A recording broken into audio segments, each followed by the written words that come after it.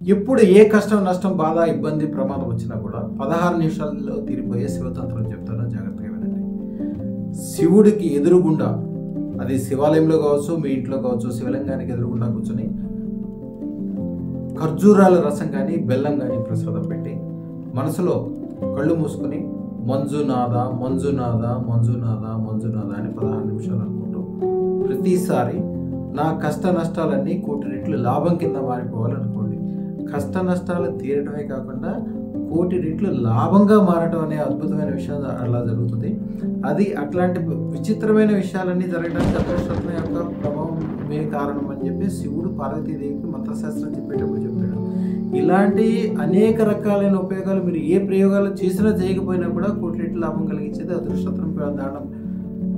ఇది ఒక విచిత్రమైన విషయం. ఎవరైతే అదృష్టతను ధరిస్తారో వాళ్ళ దగ్గరికి కూడా వెళ్ళి వాళ్ళతో కోసం పొడి పెట్టించుకోవడం కానీ, వాళ్ళతో విభూతి పెట్టించుకోవడం కానీ, వాళ్ళ దీవెన తీసుకోవడం కానీ, వాళ్ళ వెనకాల ఉండటం కానీ చేస్తే కూడా ఇంత 16 నిమిషాల్లో కాదు, 16 సెకండ్లోనే మీకు తేడా తెలిసిపోతుంది. మంచిగా జరుగుతుంది, మంచిగా అవుతుంది అని ఒక ధైర్యం వచ్చేస్తుంది ఆటోమేటిక్. ఎందుకంటే భద్రకాళి అమ్మవారు శివుడిని కూడా తను చెప్పినట్టు చేయగలిగే దేవత భద్రకాళి అమ్మవారు. అదృష్టనానికి అదే దేవత భద్రకాళి అమ్మవారు.